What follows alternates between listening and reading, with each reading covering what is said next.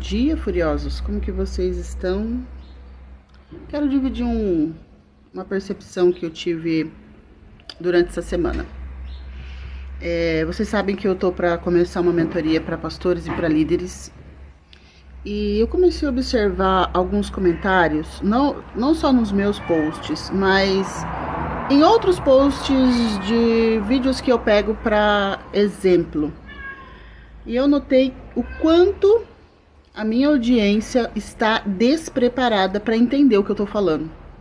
Então, eu vou dar um exemplo para vocês. Recentemente eu fiz uma sequência de stories falando sobre um pastor na Coreia, que ele fala que no Brasil tem muita... Dá a entender, né? Ele não usa essa palavra, mas dá a entender que o Brasil é muito bagunçado. As pessoas não têm respeito espiritual. E eu estou falando, e eu uso esse vídeo para fazer o quê? Para mostrar aspectos emocionais sobre isso. Por quê? Porque um pastor, por exemplo, brasileiro, que foi muito negligenciado, ou viveu sob pressão, ou teve uma vida relapsa, ele vai ter uma tendência a pegar esse comportamento do pastor coreano e querer aplicar no Brasil. Isso não dá certo, porque emocionalmente falando, as culturas são totalmente diferentes. E aí a pessoa vem com um comentário tipo esse. É verdade, falta respeito espiritual. E quem sai antes da bênção apostólica não leva a bênção para a sua vida. O que isso quer dizer? Isso quer dizer que a pessoa não conseguiu acompanhar o meu raciocínio. Por quê? Porque ela não sabe do que eu estou falando. E se ela não sabe do que eu estou falando, ela não consegue entender a importância do que eu estou falando. E ela não sai da bolha espiritual ou da bolha religiosa dela. Não estou falando de se vai perder bênção, se não vai. Não estou falando se tem maldição espiritual ou se não. Eu estou falando de um aspecto emocional, cultural. E isso vai afetar o ministério, a forma como você lida com as pessoas. A pessoa não conseguiu captar o que eu estou dizendo. Então, é culpa dela? Não sei. Mas também é minha culpa. É mais minha culpa, porque ela é hipossuficiente frente a mim. Então, eu não consegui me fazer entendida. Por quê? Porque também ela não tem as informações que eu tenho. Eu estou achando que, né, as pessoas conseguem compreender o que eu falo. Não, vocês não entendem nada do que eu falo. Então, toda vez que você entrar no meu perfil, que você assistir algum vídeo meu, seja aqui, seja no YouTube, você precisa entender que eu uso um vídeo ou eu uso uma situação como um exemplo para ensinar um princípio, para ensinar alguma coisa no âmbito emocional. Aí vem sempre os tontinhos que quer lacrar os teólogos da vida. Disso eu sempre explico em todos os meus vídeos. Eu falo, gente, aqui não é um canal sobre teologia, é um canal sobre terapia. E quer ver um exemplo fora da minha bolha? Não foi uma pessoa que respondeu nada para mim. Eu falo para vocês precisam aprender a ler as pessoas. Por quê? Porque se você ler as pessoas, você não vai esperar delas nada diferente do que elas dão conta de entregar. Nós estamos falando, né, o assunto do momento é Paulo Júnior. Dá uma olhada nesse vídeo aqui, ó. Desculpa, não é do Paulo Júnior que eu vou falar, não. Vou pegar o exemplo do pastor Anderson Silva. Recentemente, pastor Anderson Silva veio a público dizer que ele chegou o laudo dele de autismo. Ele já tem um laudo de TDAH e agora ele conseguiu o laudo de autismo.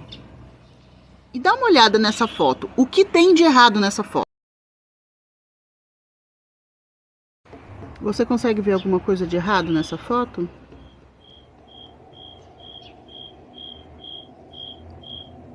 É que não tem nada de errado nessa foto, se você não encontrou.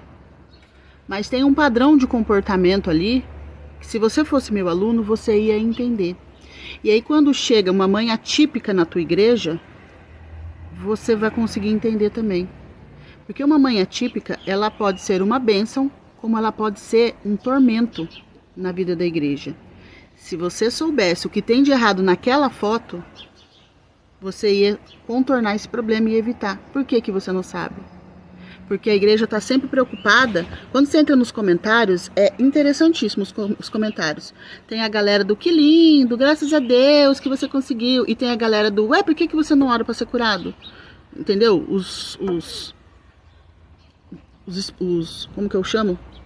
Meu Deus, fugiu até a palavra. Os religiosos de plantão. Agora, olha que coisa feia esse videozinho aqui, ó. Presta atenção. É um mundo que precisa de cura e talvez o autismo é um dos agentes da cura, do egoísmo, da limitação, do preconceito, do embrutecimento, do entendimento do comportamento e do coração do ser humano. Ele escreve: sou um autista, sou um pastor. Uma pergunta que as pessoas sempre fizeram: por qual motivo o pastor Anderson Silva é bom de púlpito, de pregações, palestras e livros, mas não é bom de mesa, convívio e relacionamentos? Sou um homem de ideias, de projetos sociais, não de relacionamentos. Posso pregar por várias horas para muitas pessoas, desde que não tenha que interagir depois da pregação com algumas delas individualmente, tomar um café com essa pessoa, ouvir a sua demanda. Por isso as pessoas falam que sou uma fraude. Movo o mundo para resolver problemas, mas para se relacionar comigo tem que respeitar o meu silêncio. O pastor Iago Martins respondeu um seguidor que pergunta: o que acha da declaração do pastor Anderson Silva? Por ser autista não consegue ter interações sociais. E ele responde: na minha igreja, 3 autistas, com laudo e tudo, fazem parte do presbitério. Todos possuem dificuldades de interação social, mas nenhum deles é um demônio sociopata igual o Anderson Silva. Uma desonra à comunidade autista ter um salafrário do inferno usando um transtorno real para desculpar os próprios pecados. Ele é autista, mas também é um diabo, e isso não tem nada a ver com o autismo. Os meus alunos jamais entrariam nessa discussão. Aí são 2 titãs do evangelho, né? Que é Anderson Silva e Iago Martins, passando essa vergonha. Mas, gente, é uma coisa óbvia. Eu não precisava nem do laudo de autismo do Anderson Silva para entender o porquê que ele é antissocial. Por que ele não é um cara de mesa? Vai, vamos ver. A galera que me segue, os meus alunos, responde aí. Por que ele é desse jeito? Hã? É só olhar pra cara dele. E por que o Iago Martins acha isso um horror? É só olhar pra cara dele. Qual que é a diferença? Dá uma olhada na diferença dos dois. Tá vendo como eles são extremamente diferentes? Se eles soubessem disso, eles paravam de tretar. Então, pro Iago Martins, o mundo é bem conexão, é galera, é sensação. E pro pastor Anderson Silva, não, é preto no branco. É tudo curto e grosso, entendeu? O senso de justiça dele é muito alto, porque ele tem bastante do traço psicopata. Não é à toa que o ministério dele é um ministério voltado para quê? Para auxílio de mães atípicas, de violência religiosa, porque o senso de justiça dele é alto. Iago Martins não consegue compreender isso na mesma... Ele não é que não consegue compreender, ele não consegue sentir isso na mesma profundidade que o Anderson Silva. Então, evitaria essas brigas. É isso que acontece dentro da tua igreja. As pessoas tretam dentro da tua igreja porque elas têm essas diferenças. E você como pastor, você como líder, você não sabe intermediar porque você não sabe ler as pessoas desse jeito. Então, dá para eu esperar o quê desses dois? Só o que eles dão conta de entregar. Voltando na história do Paulo Júnior, teve um pastor que... Tem muita gente, né, se levantando para defender ele. Esse pastor, ele conta que o pastor Paulo Júnior passou 2 dias na casa dele, que realmente o pastor Paulo Júnior estava muito doente, tá? Doente emocional, que ele teve burnout, blá blá blá. Aí, olha o que eu tô falando, que o pessoal não tá entendendo o dano de você não se autoconhecer, o dano de você trazer para você peso baseado nas tuas emoções, nas suas vivências, assim como, lembra que eu falei no começo lá da pessoa que falou do vídeo da Coreia? Então, pastor Paulo Júnior seria um cara que pegaria aquele vídeo e acharia o máximo e que ia querer aplicar na igreja dele, entendeu? Só que onde que isso levou? Aonde que essa briga entre esses dois, Iago Martins e Anderson Silva, tá levando? Não só eles, mas a igreja. Olha esses comentários aqui. Não, eles não precisam de mais oração, esses pastores. O que eles precisam é de direcionamento emocional. Porque eles só chegam nesse lugar porque o emocional tá todo zoado. Você viu o comentário de baixo se contradizendo? Esses crentes são muito cheios de mimimi. Não é cheio de mimimi, mudou.